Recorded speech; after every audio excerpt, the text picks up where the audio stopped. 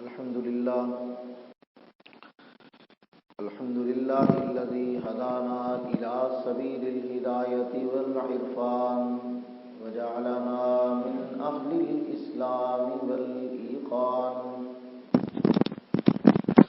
ونشهد أن لا إله إلا الله وحده لا شريك له شهادة بالقلب واللسان ونشهد أن سيدنا وسندنا وحبيبنا وإمامنا ومرشدنا ومخدومنا وشفيعنا وكريمنا وأفضلنا وأكملنا وأجملنا وحبيبنا وحبيب ربنا وطبيبنا وطبيب قلوبنا ومولانا محمدا عبده ورسوله الذي عرفنا ما يدخلنا الجنان وعلى آله وأصحابه أكمل أهل الإيمان وسلم تسليما كثيرا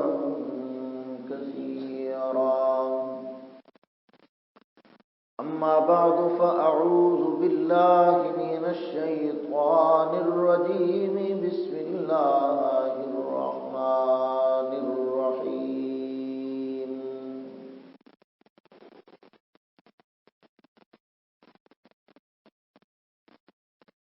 وما آتاكم الرسول فخذوه وما نهاكم عنه فانتهوا قال النبي صلى الله عليه وسلم تركت فيكم أمرين كتاب الله وسنة رسوله قال النبي صلى الله عليه وسلم من أحب سنتي فقد أحبني ومن أحبني كان معي في الجنة أو كما قال عليه الصلاة والسلام صدق الله العظيم اللهم صل على محمد وعلى آل محمد كما صليت على إبراهيم وعلى آل إبراهيم إنك حميد مجيد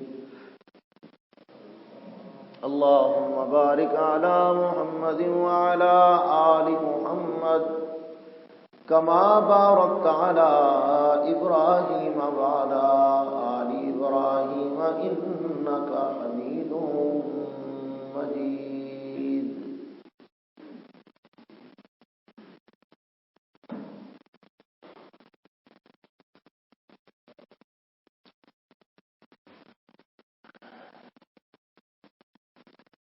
اللہ سے ملاتے ہیں سنت کے راستے،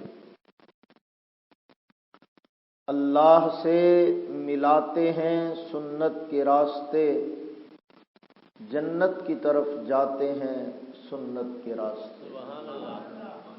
انتہائی قابل سب تکریم و احترام بزرگوں، عزیز دوستوں، ساتھیوں، بھائی، محبوب کریم حضرت خاتم الانبیاء پیکر رحمت، مجسم رحمت، حضرت سیدنا محمد الرسول اللہ، سارے کہو صلی اللہ علیہ وسلم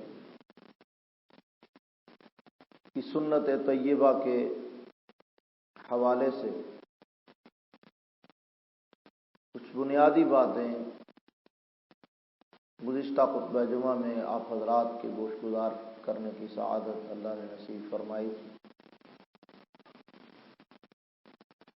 آج اسی سلسلے کو آگے بڑھاتے ہوئے سنت طیبہ کی برکات کی عظمت و اہمیت اور ہماری زندگی میں سنت پہ عمل کرنے کے نتائج کے حوالے سے کچھ باتیں آپ حضرات کے خدمت میں پیش کرنی ہیں۔ میرے دوستو، ہر بندہ چاہتا ہے، خاص طور پہ مسلمان، کہ میری زندگی میں برکت ہو، میرے مال میں برکت ہو، میری اولاد میں برکت ہو، میرے اہل و عیال میں برکت ہو، میرے وقت میں برکت ہو، جو کچھ میرے پاس دستیاب ہے اس میں برکت پیدا ہو جائے۔ یہ کون چاہتا ہے؟ مسلمان چاہتا ہے، کافر نہیں چاہتا، اس لیے کہ اس کے ہاں برکت کا کوئی تصور ہی نہیں ہے۔ اور مزے کی بات یہ ہے کہ انگریزوں کی بڑی سے بڑی ڈکشنری آپ لے لیں، اس میں آپ لفظ برکت ڈھونڈیں کہیں سے۔ انگلش کی ڈکشنری میں برکت کا لفظ ڈھونڈیں، کثرت کا لفظ آپ کو نظر آئے گا، اضافے کا لفظ نظر آئے گا، ڈبل کرنے کی باتیں نظر آئیں گی۔ لفظ برکت کو انگلش میں کیا کہتے ہیں، یہ آپ کو پوری ڈکشنری میں نہیں ملے گا۔ ہوگا تو تب جب ان کی زندگی میں برکت ہوگی، تو ان کے ہاں برکت کا کوئی کنسیپٹ، برکت کا کوئی تصور، برکت کا خیال ہی نہیں ہے ان کے ہاں۔ تو ان کو یہ بھی نہیں پتا کہ برکت کہتے کسے ہیں۔ اور کچھ ہمارے مسلمان سادہ لوگ بھی ایسے ہیں کہ وہ بھی نہیں جانتے کہ برکت کسے کہا جاتا ہے۔ وہ برکت سمجھتے ہیں کسی چیز میں اضافے کو۔ مثال کے طور پر ایک آدمی ہے، اس کی آمدن ہے 10,000، تو وہ اللہ سے یہ سوچ کے دعا مانگ رہا ہوتا ہے کہ یا اللہ میری آمدن میں برکت پیدا فرما، میری آمدن میں برکت پیدا فرما، اور اس کے دماغ میں یہ بات ہوتی ہے کہ برکت کا مطلب ہے کہ 10,000 سے 15,000 ہو جائے، 10,000 سے یہ آمدن 20,000 ہو جائے، اس کا مطلب ہے برکت۔ وہ سوچ بھی یہی رہا ہوتا ہے، اس کی نیت بھی یہ ہوتی ہے، اس کے ذہن میں خیال بھی یہ ہوتا ہے، اور اس کی دعا کا مرکز و محور بھی یہ ہوتا ہے کہ یا اللہ برکت پیدا فرما، یا اللہ برکت عطا فرما، یا اللہ برکت۔ اب وہ دعا مانگ رہے ہیں اور دماغ میں کیا ہے کہ 10,000 سے 12 ہو جائے، 12 سے 15 ہو جائے، 15 سے 20 ہو جائے، اب یہ برکت حاصل کر رہا ہے۔ اسی طرح ایک آدمی کہہ رہا ہے یا اللہ میری زندگی میں برکت عطا فرما، تو اب اس کے ذہن میں کیا خیال ہوتا ہے کہ یا اللہ اگر 60 سال ہے تو 70 کر دے، 70 ہے تو 80 کر دے، 80 ہونا لیے تو 90 کر دے، یہ برکت کی باتیں کر رہا ہے۔ اب یہ ایک عجیب تصور ہے جو غلط ہے، صحیح تصور نہیں ہے۔ برکت کا یہ معنی ہی نہیں ہے، نہ ہی برکت کا یہ مفہوم ہے کہ چیز میں اضافہ ہو جائے اسے برکت نہیں کہتے، چیز میں بڑھوتری ہو جائے اسے برکت نہیں کہتے، مال ڈبل ہو جائے اسے برکت نہیں کہتے۔ حکیم الامت حضرت مولانا اشرف علی تھانوی رحمۃ اللہ علیہ نے بڑی خوبصورت اور سادے لفظوں میں برکت کا معنی اور مفہوم بیان فرمایا۔ فرماتے ہیں برکت کہتے ہیں کہ جو کچھ بھی آپ کے پاس ہے اس میں آپ کی ضروریات پوری ہو جائیں، آپ کو خوشحالی میسر آ جائے، آپ کو دل اور دماغ کا سکون مل جائے، اسے برکت کہتے ہیں۔ اگر آپ کے پاس کچھ بھی نہیں ہے لیکن سکون ہے تو مطلب یہ ہے کہ آپ کو برکت حاصل ہے۔ اگر آپ کے پاس بہت تھوڑا سا ہے لیکن آپ کو نیند بغیر گولیوں کے آتی ہے تو اسے برکت کہتے ہیں۔ اگر آپ کے پاس مال بالکل معمولی سا ہے لیکن آپ پیٹ بھر کے کھانا بھی کھاتے ہیں، اللہ رب العزت آپ کو بھوکا بھی نہیں سلاتے، کسی کے سامنے ہاتھ پھیلانے اور محتاجی کی تکلیف سے بھی بچائے ہوئے، اسے برکت کہتے ہیں۔ آپ کے پاس وقت ہے، تھوڑا سا ہے لیکن آپ کے سارے معمولات اس وقت میں پورے ہو رہے ہیں، آپ تلاوت بھی کر لیتے ہیں، ذکر اذکار بھی کر لیتے ہیں، وظائف بھی کر لیتے ہیں، نماز بھی پڑھ لیتے ہیں، کام پہ بھی چلے جاتے ہیں، دکان بھی سنبھال لیتے ہیں، بچوں کو وقت بھی دے لیتے ہیں، سارا کچھ کر لیتے ہیں اتنے وقت میں، تو اسے برکت کہتے ہیں۔ آپ کی زندگی تھوڑی سی ہے، 40 سال 45 سال 50 سال ہے، لیکن ان 50 سال کی زندگی میں آپ نے ایک اچھا بہترین کاروبار بھی ڈیولپ کر لیا، اپنی رہائش بھی بنا لی، اپنی سواری بھی لے لی، اپنے بچے بھی بیاہ لیے، سارا کوئی اسے برکت کہتے ہیں۔ اب آپ نے 90 سال کو کیا کرنا ہے، چاٹنا؟ آپ کو جو جو ضرورت کی چیز تھی آپ کی تھوڑی آمدنی میں، تھوڑے وقت میں، تھوڑے حساب میں پوری ہو گئی، تو اسے برکت کہا جاتا ہے۔ تو اب یہ برکت آتی کہاں سے ہے؟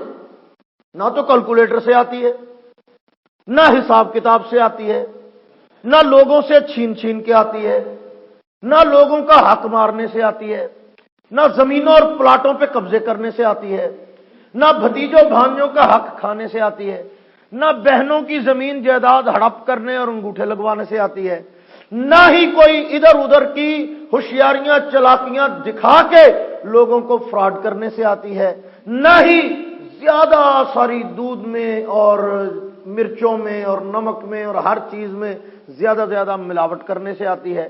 برکت تو ان چیزوں سے نہیں آتی، برکت تو مصطفیٰ کی سنت سے آتی ہے۔ یہ حرف آخر ہے، یہ لکھ لو اپنے دل کی تختیوں سے کہ برکت جناب رسول اللہ صلی اللہ علیہ وسلم کی بات ماننے سے آتی ہے۔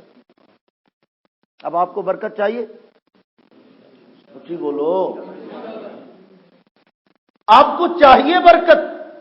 کس چیز میں چاہیے؟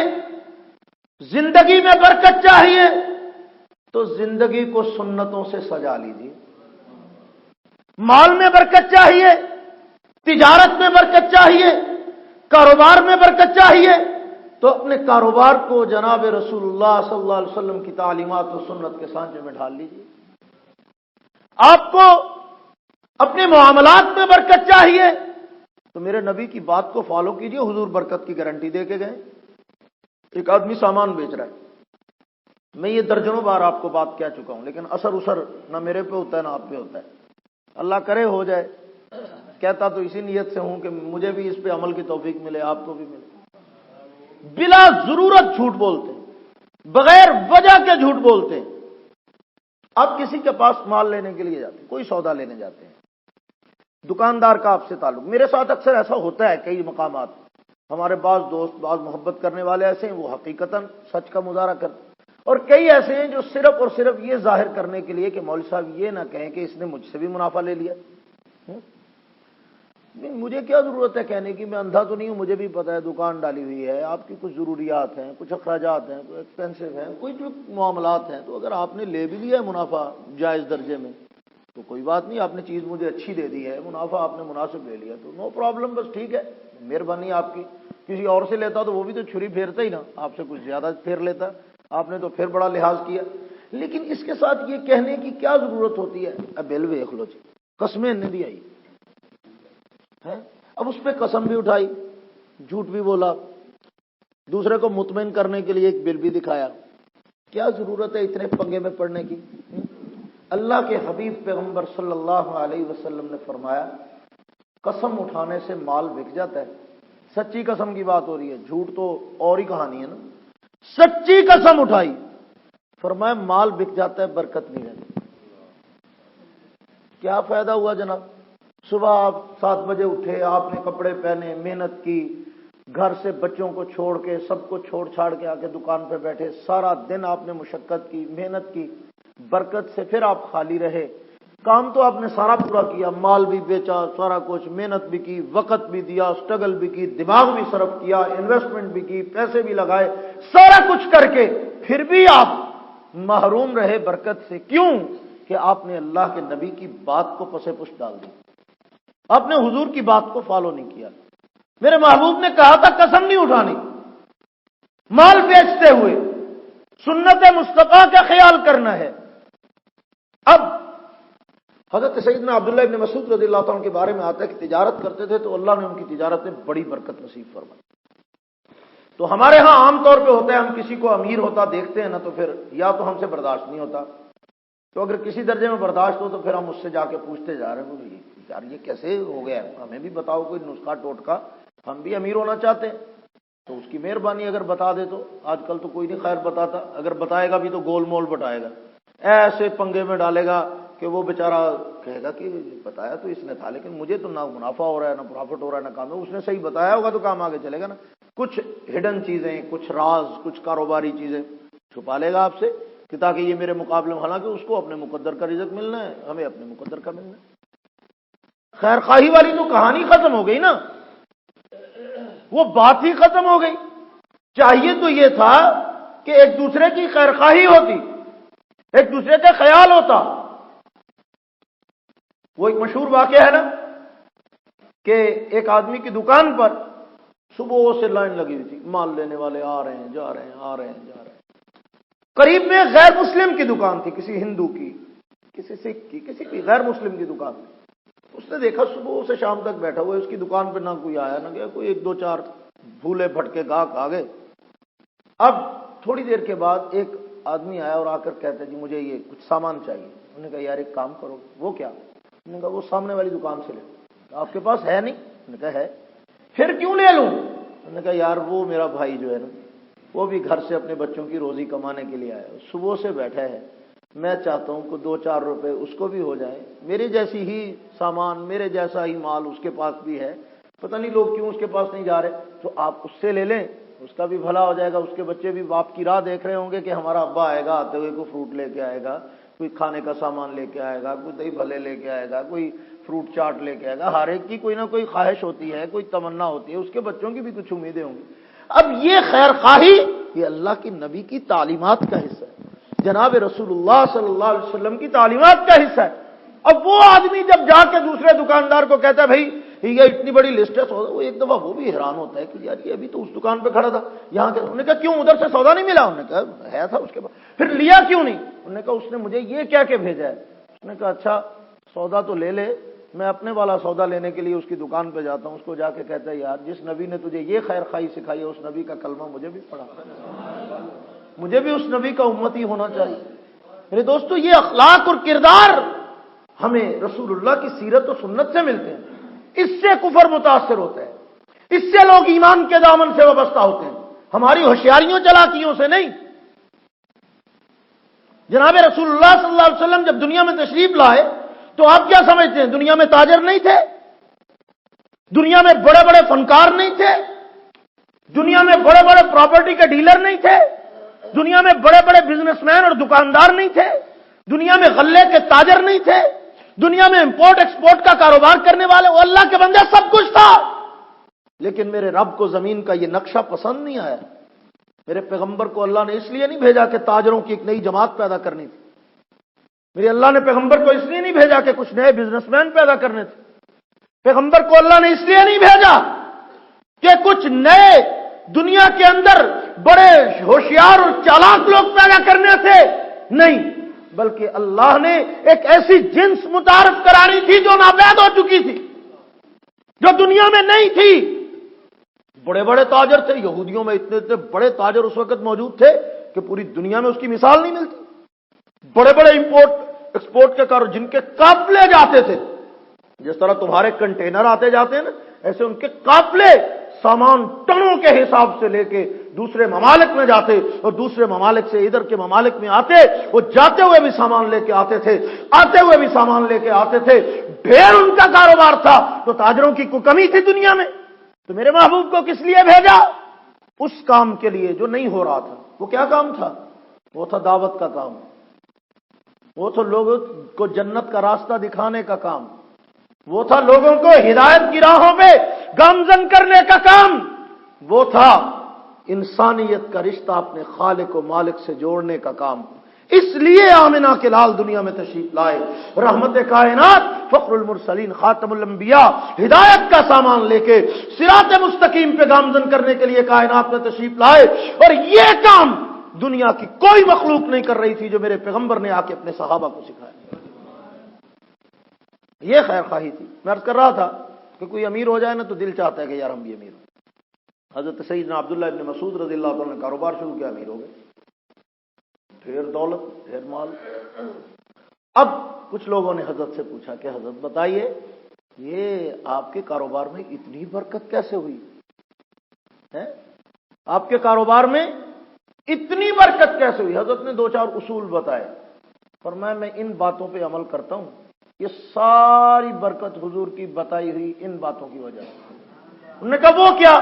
فرمایا پہلی بات ہے ادھار نہیں لیتا، مارکیٹ سے ادھار لیتا ہی نہیں، جتنے پیسے ہوتے ہیں اتنے کا مال لے کے آتا ہوں۔ دوسری بات یہ ہے کہ ادھار دیتا بھی نہیں، جتنا مال میرے پاس ہوتا ہے نقد پہ بیچتا ہوں، پیسے ہیں لے جاؤ نہیں تو رہنے دو، جتنے ہیں اتنے کا لے جاؤ، نہ ایک پیسے کا ادھار لیتا ہوں نہ ایک پیسے کا دیتا ہوں۔ اچھا، اگلی بات فرمایا قسمیں نہیں اٹھاتا، جھوٹ بول کے مال نہیں بیچتا، عیب ہو تو بتا دیتا ہوں کہ یہاں عیب ہے، اور فرمایا لالچ نہیں کرتا۔ کیا نہیں کرتا بھائی؟ لالچ نہیں کرتا، آج کا مال کل تک پہ چھوڑتا نہیں، اس نیت پہ نہیں چھوڑتا کہ کل مہنگا ہوگا تو پھر بیچوں گا، ہاں ویسے بچ جائے تو اور بات ہے، نہ بکے، ورنہ پوری کوشش ہوتی ہے کہ جو آج لے کے آیا ہوں تو آج ہی بیچ دوں، شام تک تھوڑا منافع ہوتا ہے خیر ہے، لیکن آج کا آج ہی بیچ کے کل نہیں آتا۔ منافع کی چکر میں، مال بڑھنے کے چکر میں، اضافہ ہونے کے چکر میں روک کے نہیں رکھتا مال کو۔ فرمایا پھر ارشاد فرمایا کہ اس عمل کی برکت ہے کہ اللہ نے میرے مال میں برکت عطا فرمائی۔ تو میرے دوستو، آپ کو برکت چاہیے تو میں نے آپ کو حتمی اور لاسٹ بات بتائی ہے، آخری حرف آخر، کہ جس چیز میں برکت چاہیے اس چیز کو رسول اللہ کی سنت سے جوڑ دو، جس چیز میں برکت چاہیے اس کو پیغمبر کے طریقے سے جوڑ دو، جس چیز میں برکت چاہیے اس چیز کا رشتہ پیغمبر دو عالم صلی اللہ علیہ وسلم کی تعلیمات سے جوڑ دو۔ زندگی میں برکت چاہیے تو زندگی کو مصطفیٰ کی سنت سے جوڑ دیجئے، شادی میں برکت چاہیے شادی اور نکاح کی تقریبات کو رسول اللہ کی سنت سے جوڑ دیجئے، اگر آپ کو اپنے مال میں برکت چاہیے اپنے بزنس اور کاروبار کو رسول اللہ کی سنت اور طریقے سے جوڑ دیجئے، اگر آپ کو اپنی آل اور اولاد میں برکت چاہیے اپنی آل اولاد کی تعلیم و تربیت کو پیغمبر کی سنت اور تعلیمات کے سانچے میں ڈال دیجئے، اگر آپ کو اپنے وقت میں برکت چاہیے اپنے وقت کے معمولات پیغمبر علیہ السلام کے شام و سحر کے معمولات کو دیکھ کے مرتب کر لیجئے۔ رب کبریا کی قسم اٹھا کے کہتا ہوں، کائنات کی جو چیز مصطفیٰ کی سنت سے جڑ جاتی ہے وہ اول سے لے کے آخر تک برکتوں سے مزین ہو جاتی ہے، وہ برکتوں سے بھر جاتی ہے، اتنی برکتیں کہ آپ سے سنبھالی نہ جائیں، میرے نبی کی سنت کی برکت۔ میرے دوستو، آج ہم نے نحوست کا ذائقہ چکھا ہے اور نحوست کے عادی ہو گئے، بے برکتی کے ماحول میں جی رہے ہیں اور بے برکتی کے عادی ہو چکے ہیں۔ کیوں؟ ترک سنت اور خلاف سنت کر کر کے زندگی ساری اپنی خراب کر لی، تباہی اور بربادی کر لی اپنے معاملات کی، اور نتیجہ ہمارے سامنے وہ جس طرح کے گند من میں رہنے کے عادی ہو گئے ہیں، کام چل رہا ہے، پرواہ نہیں ہے جناب رسول اللہ کی سنت کی خوشبو، پیغمبر کی سنت کا ذائقہ کبھی چکھ کے تو دیکھو، کبھی میرے آقا کی اداؤں کو اپنا کے تو دیکھو۔ توجہ ہے آپ کی؟ تو ایک بات آپ کو کہوں، بہت ساری سنتیں ہیں میرے محبوب کی، ڈھیر ساری، ایک مختصر سی عرض کرتا ہوں، اللہ مجھے بھی عمل کی توفیق، میں زیادہ محتاج ہوں، اللہ مجھے بھی عمل کی توفیق نصیب فرمائے، آپ کو بھی، ہماری اولادوں کو بھی۔ جناب رسول اللہ صلی اللہ علیہ وسلم کی سنت طیبہ ہے کہ میرے محبوب جب گزرتے تھے بازار سے تو نگاہوں کو نیچا رکھتے تھے، نگاہیں جھکا کے چلتے تھے، یہ اللہ کے نبی کی سنت۔ اب جھکا کے کا یہ مطلب نہیں کہ اتنا جھکاؤ کہ بندہ گٹر میں گر جائے، یہ مطلب نہیں ہے، اللہ کے نبی کی سنتوں کا غلط مفہوم مراد نہیں لینا۔ نظروں کو اس زاویے پہ رکھنا کہ آپ کسی ایکسیڈنٹ سے بھی ہمکنار نہ ہوں، کوئی حادثہ بھی پیش نہ آئے، اور بلا وجہ ہر راہ جاتی چیز پہ آپ کی نظر بھی نہ پڑے۔ بعض دفعہ ایسا ہوتا ہے کہ نظر کا ایک زاویہ ایسا ہوتا ہے جھکانے کا کہ جس سے آپ کو یہ تو محسوس ہوتا ہے کہ سامنے عورت آ رہی ہے، لیکن یہ نہیں پتا چلتا کہ عورت کس طرح کی ہے، خوبصورت ہے، بدصورت ہے، سرخی لگائی ہے، پاؤڈر لگایا ہے، گوری ہے، چٹی ہے، یہ ہے نظر جھکانے کا مطلب، کہ نظر کو اس زاویے پہ رکھنا ہے کہ آپ کو یہ تو محسوس ہو کہ سامنے کوئی گزر رہا ہے، میں نے راستہ دینا ہے، میرے پاس سے کوئی گزرا ہے، لیکن اس زاویے پہ نہیں رکھنا کہ آپ جناب پہلی نظر میں سب کا الٹرا ساؤنڈ بھی کریں، یہ خلاف سنت، اور اس کا نقصان ہم بھگتتے ہیں۔ اللہ کے نبی نے فرمایا یہ نظر شیطان کے تیروں میں سے ایک تیر ہے، اور ایسا زہر سے بجھا ہوا تیر ہے یہ کہ یہ جب دل پہ لگتا ہے تو اسے مردہ کر دیتا ہے، اسے برباد کر دیتا ہے، دل کا سکون غارت کر دیتا ہے۔ پھر ہم سوائے قوالی سننے کے اور کچھ نہیں کرتے، حسینوں سے اللہ بچائے، پھر صبح و شام یہ قوالی لگا کے بیٹھے رہتے ہیں، ان حسینوں سے اللہ بچائے۔ قوالی سننے سے حسینوں سے بچو گے؟ اللہ کے نبی کی سنت پہ عمل کر رہا ہوں۔ اب کیا ہوتا ہے، میں عرض کر رہا تھا کہ سنت ہے نگاہیں جھکا کے چلنا، بولو گے تو منو گے بھی۔ سنت کیا ہے؟ نگاہیں جھکا کے چلنا۔ علماء نے لکھا ہے اس کے دو فائدے ہوتے ہیں، ظاہری گندگی سے بھی بندہ بچ جاتا ہے، باطنی گندگی سے بھی بچ جاتا ہے۔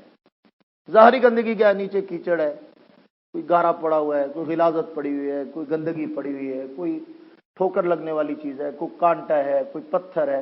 جب آپ کی نگاہیں نیچی ہوں گی تو آپ اس ظاہری نقصان سے اور ظاہری گندگی سے بھی بچیں گے۔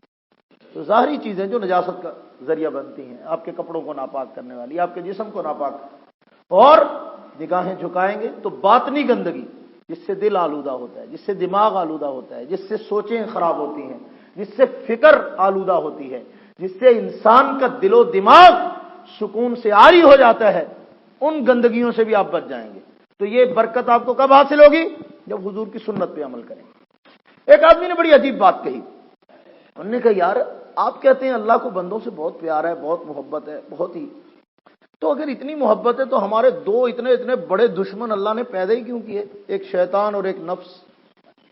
ان کو پیدا ہی نہ کرتا، ہمارے ساتھ محبت ہے تو دشمنوں کے حوالے کر دیا ہمیں کہ ہم ساری زندگی ان سے لڑتے لڑتے گزار دیتے ہیں اور یہ ہمیں لے دے جاتے ہیں۔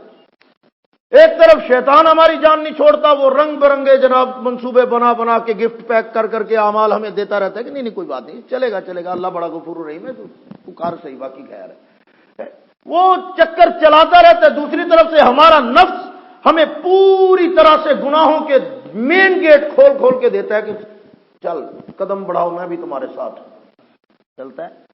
اب اگر اللہ کو اپنے بندے سے اتنی ہی محبت ہے تو پھر یہ معاملہ کیوں کرتے ہیں ہمارے ساتھ؟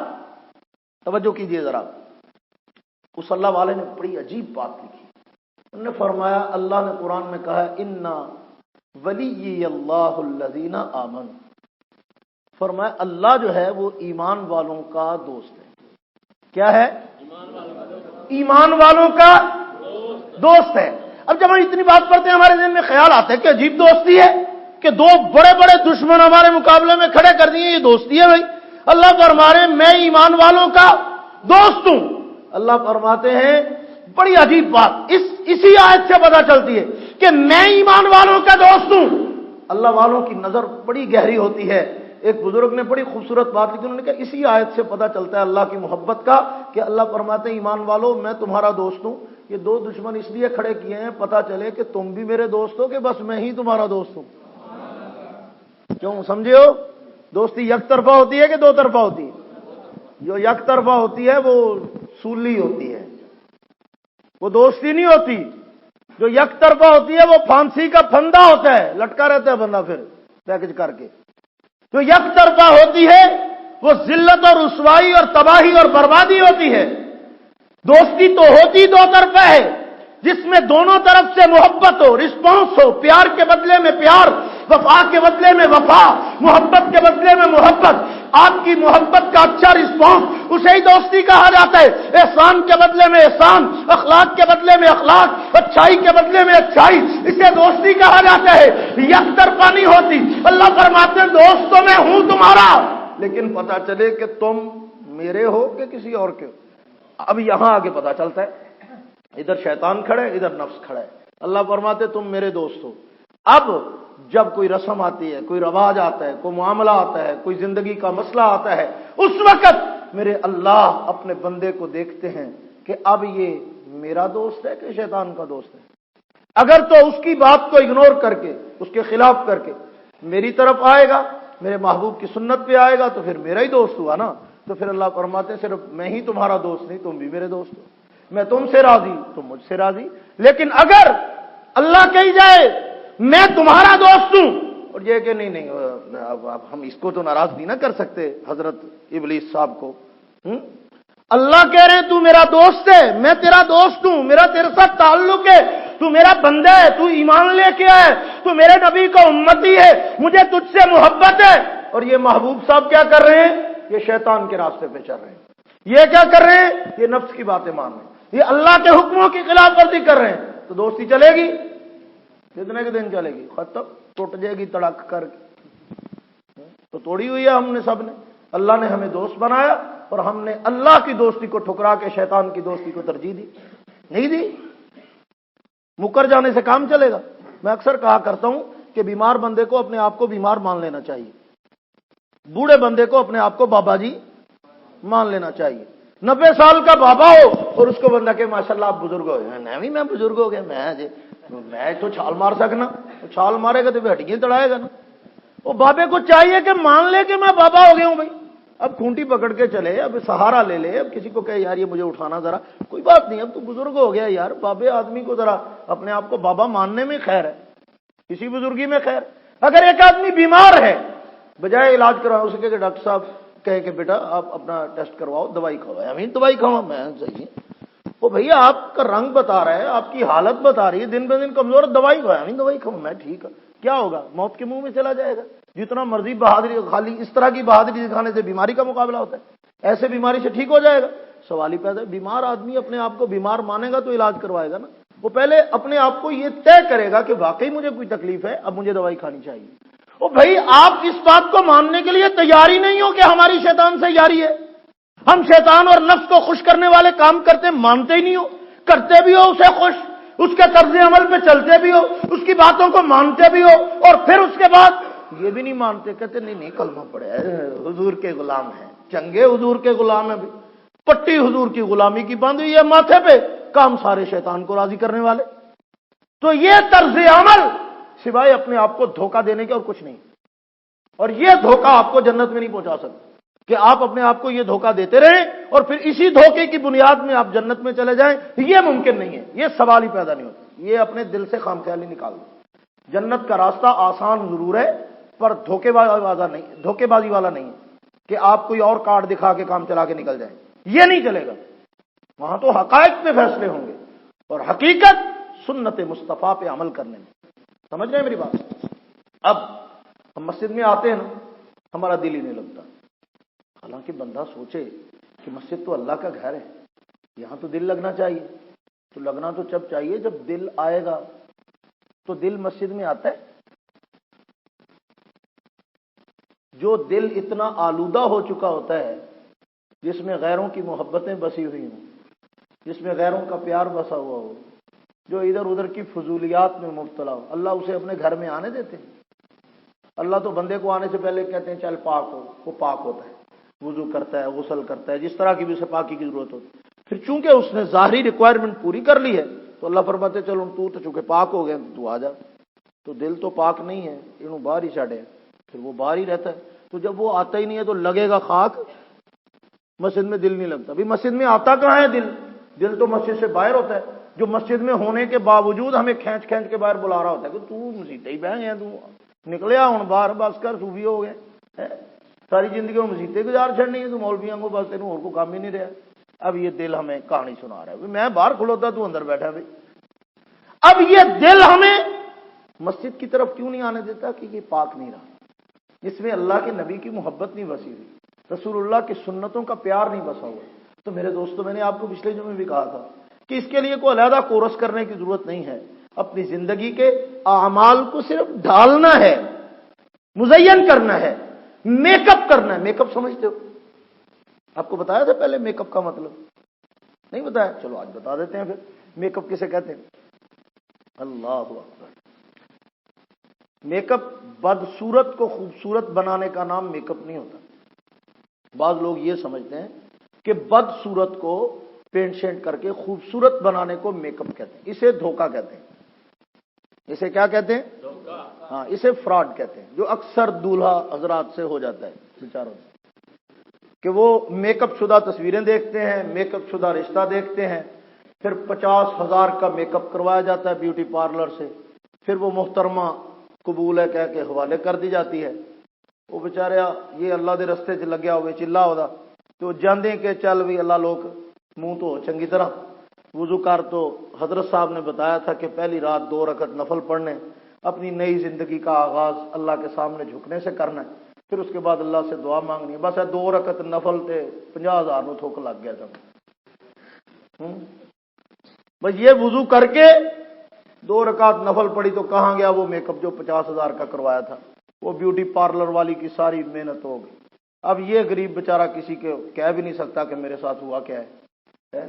ये किसी को बता भी नहीं सकता, ना कहीं पर्चा करवा सकता है, ना किसी को शिकवा कर सकता है। जो हो गया सो हो गया भाई। अब ये जो बदसूरत को खूबसूरत बनाने वाली कार्रवाई है, इसको कहते हैं धोखा। क्या कहते हैं? ये फ्रॉड है। रियल रिश्ते होने चाहिए, जिंदगी आपने गुजारनी है, रियल सूरत हाल सामने होनी चाहिए। आपने मेकअप के साथ नहीं गुजारनी, आपने मोहतरमा की ओरिजिनल शक्ल के साथ गुजारनी। तो ओरिजिनल शक्ल के साथ अगर आपको पसंद है साथ बिस्मिल्लाह कबूल है। लेकिन ये तो धोखा है ना कि फोटो देख के कबूल कोई और शय की थी तो निकली कोई और शय। इसको मेकअप नहीं कहते। बहरहाल मेरा ये उन्वान ही नहीं है, तो मैं तो वैसे आपको मजाक में कुछ बातें कह देता हूं ताकि आप ऐसी खुराफात से भी बचें। ये फजूलियात है। हाँ, मेकअप कहते हैं सूरत को खूबसूरत बनाने को। नहीं समझे आप? पहले मैंने क्या कहा बोला? समझे नहीं आप? कहां पहुंचे हुए? मैंने अर्ज किया कि बदसूरत को खूबसूरत बनाने को धोखा कहते हैं, सूरत को मजीद खूबसूरत बनाने को मेकअप कहते हैं। समझ आया फर्क? एक है बदसूरत को खूबसूरत बनाने की कोशिश, यह धोखा है।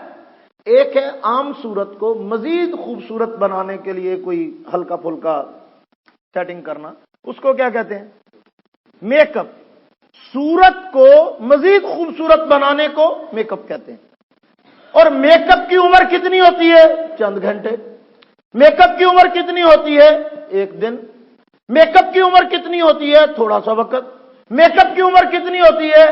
जितनी देर ज्यादा पसीना ना आए, एसी चलता रहे, बत्ती बंद ना हुए, है। मेकअप की उम्र इतनी होती है। कौन से वाले की? जो आप ब्यूटी पार्लर से करवाते हैं। कौन से वाले की? जो आप यहां से करवाते हैं।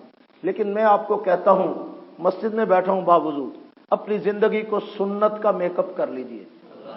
अल्लाह की कसम उठा के कहता हूं, इसकी उम्र चंद घंटे नहीं है। आप अपनी आप को, अपनी जिंदगी को सुन्नत का जेवर पहनाएं, सुन्नत मुस्तफा का मेकअप करें, सुन्नत मुस्तफा के साथ अपनी सूरत और सीरत को सजाएं। फिर उसके बाद नतीजा ये निकलेगा, इस मेकअप की उम्र इतनी है कि आप कब्र में जाएंगे तो भी ये मेकअप सलामत रहेगा। आप मैदान माशर में खड़े होंगे तो ये मेकअप सलामत रहेगा। आपके चेहरे मोहरे पे, सूरत और सीरत में जो चीजें सुन्नत के जरिए से सजा दी गई हैं, जिनमें सुन्नत मुस्तफा का मेकअप हो चुका है, वो मेकअप कब्र में भी साथ जाएगा, हशर में भी साथ जाएगा। हत्ता के जब तुम कब्र में होगे, पूछा जाएगा, जनाब रिसालत माब फखरुल मुरसलीन खातमुल अंबिया का रुखे अनवर दिखाया जाएगा और पूछा जाएगा, मा कुंत तक़ूलु फी हाज़ा रजुल, जरा बताओ ना इस शख्सियत के बारे में तुम क्या कहते हो। तो क्या हसीन मंजर होगा जब सुन्नत के मेकअप से मुज़य्यन शख्स मुस्तफ़ा के रुखे अनवर को देखते हुए तड़प के कहेगा, इसी रुख को चूमने के लिए तो जिंदगी के शामो सहर गुजारे, इसी की एक एक अदा को अपनी जिंदगी में सजाने के लिए तो अपना सब कुछ दाव पे लगा दिया। जहान भर की बातें सुनी, मुस्तफ़ा को नहीं बुलाया, न रसूमात में बुलाया, न रवाजों में बुलाया, न शादी पे बुलाया, न खुशी पे बुलाया, न गमी पे बुलाया, जिन्हें एक लम्हा न भूल सका। तुम पूछते हो, मा कुन्त तक़ूलु फी हाज़ा रजुल, ये कौन है? यही तो है जो मेरे आका भी हैं, मेरे मौला भी हैं, मेरे रहबर भी हैं, मेरे मुक्तदा भी हैं, मेरे पेशवा भी हैं, मेरे रहनुमा भी हैं, और मैं इनके अदना उम्मती और गुलाम होने पे नाज करता हूं। और कयामत के दिन यही सुन्नत मुस्तफा का मेकअप होगा, जिसे देखकर हुजूर फरमाएंगे, आने दो, इधर हटो, आने दो इन्हें। आका आप जानते हैं ये कौन है? फरमाया, मेकअप बता रहा है ये मेरे हैं। ان کے چہرے کا میک اپ بتا رہا ہے، یہ سنتوں کا میک اپ بتا رہا ہے، یہ اللہ سے کے نبی سے محبت کرنے والے۔ اور میں نے گزشتہ جمعے میں ایک بات کہی تھی کہ جو بندہ حضور کی سنتوں پہ عمل کرتا ہے، حضور کی نقل اتارتا ہے، اللہ نے قرآن مجید میں فرمایا ان کنتم تحبون اللہ فاتبعونی یحببکم اللہ، وہ اللہ کا محبوب بن جاتا ہے، اللہ کا لاڈلا بن جاتا ہے، اللہ کا پیارا بن جاتا ہے۔ میں نے آج حدیث پڑھی ہے اللہ کے حبیب پیغمبر کی آپ کے سامنے، فرمایا من احب سنتی فقد احبنی ومن احبنی کان معی فی الجنہ۔ فرمایا جو بندہ میری سنتوں سے، میری اداؤں سے، میرے طریقے سے، میرے نقوش قدم سے پیار کرتا ہے، حقیقت میں وہ میری سنتوں سے پیار نہیں کرتا، وہ مجھ سے پیار کرتا ہے۔ حضور کو دیکھو، یہ سینس کی بات ہے نا، سمجھداری کی بات ہے، کتنی گہری بات کی میرے باپ کہ جو میری اداؤں سے پیار کرتا ہے وہ صرف اس کو میری اداؤں سے کوئی لینا دینا نہیں ہے، اس کو میری ذات سے لینا دینا ہے، وہ میری ذات سے محبت کرتا ہے، اسی لیے تو کپڑے میرے جیسے پہنتے، اسی لیے تو ہر بات میں میری نقل اتارتا ہے، اسی لیے تو چہرہ میرے مطابق بنانے کی کوشش کرتا ہے۔ کیوں؟ اس لیے کہ اسے مجھ سے پیار ہے، تو جب مجھ سے پیار ہے تو میری نقلیں اتارتا ہے، میرے ساتھ ساتھ چلتا ہے، میری اداؤں کو اپناتا ہے۔ تو فرمایا جسے مجھ سے پیار ہے اسے محمد مصطفیٰ کی زبان سے خوشخبری سنا دو، کان معی فی الجنہ، وہ جنت میں میرے ساتھ ہوگا۔ میرے دوستو، دامن وقت میں اتنی گنجائش نہیں، شب وصال ہے کوتاہ ناز یار دراز، ہجوم شوق سے کہہ دو کہ اختصار کرے۔ دامن وقت میں اتنا کچھ نہیں ہے کہ لمبی کہانیاں چھیڑ دی جائیں، بس اتنا سا آپ کو کہتا ہوں کہ میرے محبوب نے فرمایا کہ جو بندہ میری اداؤں سے پیار کرتا ہے وہ حقیقت میں مجھ سے پیار کرتا ہے، اور جو مجھ سے پیار کرتا ہے وہ جنت میں میرے ساتھ ہوگا۔ ذرا سوچو، کوئی دکان کھلے اور وہاں سے آپ کو ایک پرچی ملے کہ آپ کو جنت میں حضور کا ساتھ دینے کی اتنی قیمت دینی پڑے گی۔ اگر ایمان ہے، حضور سے محبت ہے، رب کبریا کی قسم، بندہ اپنی ساری کائنات کی جمع پونجی دے کر وہ پرچی خرید لے کہ یار مجھے ایک سرٹیفکیٹ دے دو کہ قیامت کے دن میرا حشر حضور کے قدموں میں ہوگا، میں حضور کے ساتھ ہوں گا، جنت میں حضور کے قریب ہوں گا۔ جسے حضور کی قربت مل جائے، جسے حضور کی معیت مل جائے، جسے حضور کی محبت مل جائے، جسے حضور کی شفاعت مل جائے، جسے حضور کی نظر رحمت مل جائے، اسے اور کیا چاہیے؟ تو دنیا کی دولت کے بدلے میں نہیں ملے گی یار، آپ سارے محل دے دو، سارے مربع زمینیں جائیدادیں دے دو، ساری جمع پونجی دے دو، حتیٰ کہ اپنی آل اولاد بھی قربان کر دو، یہ سب کچھ دے دو، اس کے بدلے میں تمہیں حضور کی محبت و شفاعت و رفاقت و معیت نہیں مل سکتی۔ ہاں، جو طریقہ حضور نے بتایا اس کے مطابق مل سکتی ہے۔ کیسے؟ فرمایا میری سنتوں پہ تم چلو، میں قیامت کے دن تمہیں ساتھ لے کے جنت میں جاؤں گا، اکٹھے ہوں گے۔ تو میں کہتا ہوں ذرا تھوڑی دیر کے لیے اس کی قدر و قیمت کا احساس پیدا کر لیجئے، سارا جہان لٹا کے اگر مصطفیٰ کی رفاقت مل جائے، سودا سستا ہے، مہنگا نہیں ہے۔ لوگوں کی دو چار باتیں سن کے، سنت پہ عمل کر کے اگر حضور کی رفاقت مل جائے قیامت کے دن، سودا سستا ہے، مہنگا نہیں ہے۔ اگر حضور کی شفاعت والی لسٹ میں مجھ گناہگار کا نام آ جائے، سودا سستا ہے، مہنگا نہیں ہے۔ تو آج یہ سودا کر کے جاؤ اپنے رب کے ساتھ، اپنے حبیب کے ساتھ، کہ ہم اپنی زندگی کو مصطفیٰ کی سنتوں کے سانچے میں ڈھالنے کی پوری کوشش کریں گے۔ میں نے شروع میں بھی کہا تھا، اختتام پہ بھی کہہ رہا ہوں کہ اللہ سے ملاتے ہیں سنت کے راستے، جنت کی طرف جاتے ہیں سنت کے راستے۔ وآخر دعوانا